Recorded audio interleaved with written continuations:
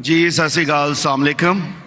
میرا ڈاکٹر صاحب سے ایک چھوٹا سا سوال ہے کہ جنت میں جانے کے لیے مسلمان ہونا ضروری ہے یا مسلمان ہی جنت میں جا سکتے ہیں؟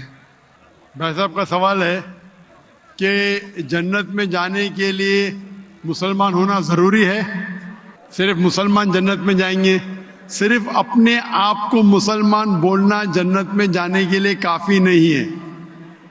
جس طریقے سے میں نے میرے تقریر میں کہا جنت میں جانے کے لیے 4 چیز کی ضرورت ہے۔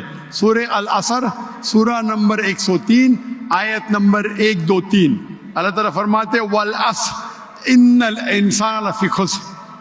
اللہ تعالیٰ وقت کی قسم کھاتے اور کہتے ہیں کہ انسان خسارے میں ہے۔ صرف وہ لوگ بچ جائیں گے جو لوگ کے پاس یہ 4 چیزیں۔ نمبر 1 ایمان۔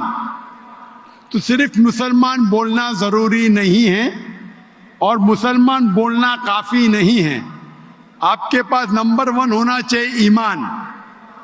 اگر آپ کے پاس ایمان ہے کہ اللہ ایک ہے اور اللہ کے آخری نبی محمد صلی اللہ علیہ وسلم ہیں اور باقی چیز پہ ایمان ہے، یہ ایک پوائنٹ پورا ہوتا ہے۔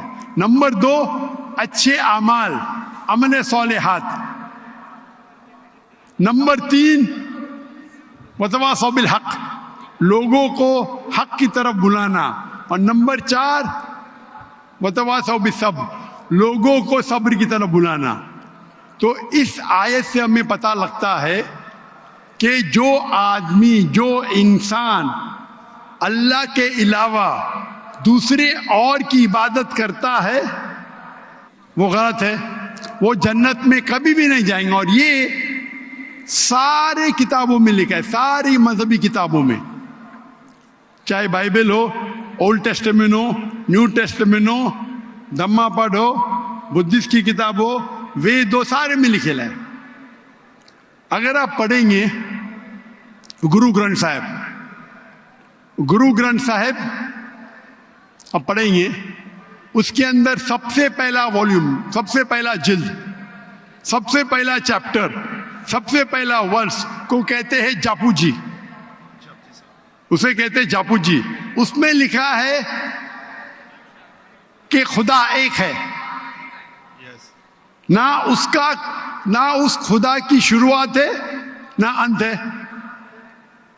وہ خالق ہے، وہ مالک ہے اور اس کے جیسا کوئی ہی نہیں ہے۔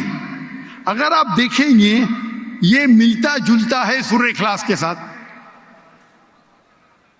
آپ اگر سکھ کی کتاب پڑھیں گے اس میں لکھا ہے 2 قسم، اومکارا، ایک اومکارا، ایشور کا مینیفیسٹ فارم، ان مینیفیسٹ فارم۔ ہاں کہ نہیں؟ ہاں کہ نہیں؟ تو اگر آپ پڑھیں گے اور دیکھیں گے کہ خدا کے کئی نام ہیں، کہا جاتا ہے ستہ نامہ، ہولی نیم، پروردگار۔ جی پروردگار بھی ایک نام ہے آپ کی کتاب میں، ہاں کہ نہیں؟ پروردگار، جی ستہ نامہ، خالق، ملتا جلتا ہے، واہے گرو۔